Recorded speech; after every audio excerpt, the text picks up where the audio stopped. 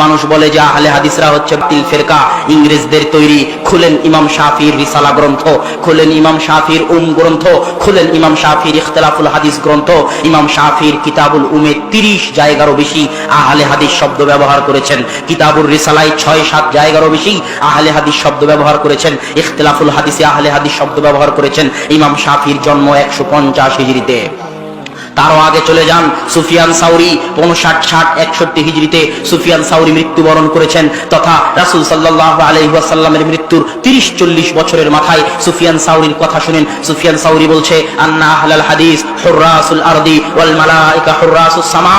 আহলে হাদিসরা হচ্ছে দুনিয়ার হেফাজতকারী, যেমন ফেরেশতারা হচ্ছে আসমানের হেফাজতকারী। কিভাবে হেফাজতকারী? ফেরেশতারা যেমন আসমানকে জিন শয়তান থেকে হেফাজত করে, তাদেরকে কান লাগিয়ে কথা শুনতে দেয় না, ওহির মধ্যে বিকৃতি আসতে দেয় না, ঠিক আহলে হাদিসরা পৃথিবীতে যতদিন আছে হাদিসের মধ্যে বিকৃতি আসতে দিবে না। এই জন্য আহমদ বিন হাম্বল বলেছেন, লাউলা হাউলাইল ফিরকা তায়েফা নাজিয়া, যদি এই গ্রুপ, এই তয়েফা ফিরকায়ে নাজিয়া হয়, মা আদরি মানহুম, তাহলে আমি জানি না কারা ফিরকায়ে নাজিয়া। এই জন্য আবু দাউদ রাহিমাহুল্লাহ বলেছেন, লাউলা হাদিহিল ইসাবা লাম দারাসাল ইসলাম, যদি এই গ্রুপ, এই সমাজ, এই আহলে হাদিসরা না থাকতো তাহলে ইসলাম দুনিয়া থেকে মিটে যেত, ইসলাম দুনিয়া থেকে হারিয়ে যেত।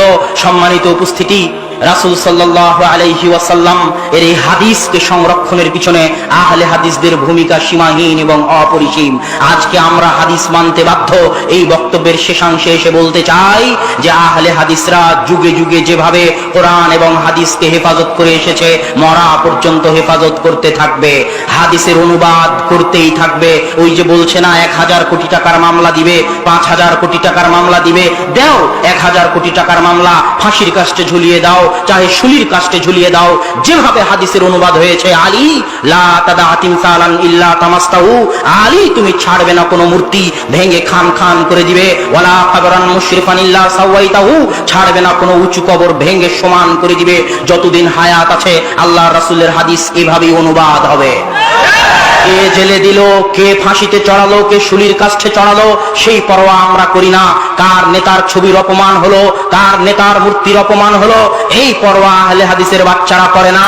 যদি নিজেকে আহলে হাদিস পরিচয় দিতে চান, এইভাবে আপনাকে লা শিরকি লা বেদাতি, শিরকের কোনো আশ্রয় দেওয়া যাবে না, বেদাতকেও আশ্রয় দেওয়া যাবে না।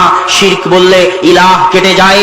ইলাহ হওয়ার যে হক রয়েছে আল্লাহ সুবহানাহু ওয়া তাআলার, এই ইলাহ হওয়ার হকের বিন্দু মাত্র, সরিষার দানা পরিমাণ, জাররা পরিমাণ আপনি যদি অন্য কাউকে দিয়ে দেন, তাহলে আপনি ঈমান আনয়ন করার পরেও মুশরিক। সূরা ইউসুফের 106 নম্বর আয়াতে আল্লাহ সুবহানাহু ওয়া তাআলা বলেছে, ওয়া মা ইউমিনু আকসারুহুম বিল্লাহ ইল্লা ওয়া হুম মুশরিকুন, তাদের অধিকাংশ মানুষ আল্লাহর উপর ঈমান আনয়ন করার পরেও মুশরিক, আল্লাহর উপর ঈমান আনয়ন করার পরেও মুশরিক। কেন?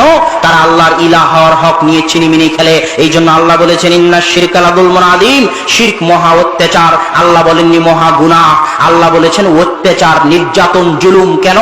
নগণ্য সৃষ্টি জীব হয়ে আপনি মহাবিশ্বের মহাপরাক্রমশালী সত্তা আল্লাহ সুবহানাহু ওয়া তাআলার খেয়ে, আল্লাহর পরে, আল্লাহর জমিনে চলে, আল্লাহর আসমানের ছায়ায় থেকে, আল্লাহর অক্সিজেন নিয়ে, আল্লাহর দেওয়া রুজি নিয়ে নগণ্য দুর্বল সৃষ্টিজীব হয়ে মহাপরাক্রমশালী সত্তা আল্লাহ সুবহানাহু ওয়া তাআলার ইলাহ হওয়ার যে হক রয়েছে, ওই হক নিয়ে ছিনিমিনি খেলেছেন। এই জন্য আপনার চেয়ে বড় অত্যাচারী কেউ নাই।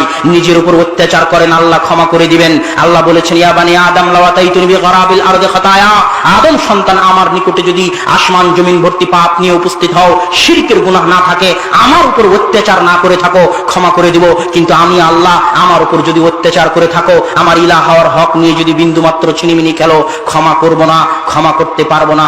আপনি আল্লাহকে রব হিসেবে মানেন ঠিকই, কিন্তু যখন অসুখ হয়েছে তখন তাবিজ কবজের কাছে চলে গেছেন, আপনি আল্লাহকে ইলাহ হিসেবে বিশ্বাস করেন না।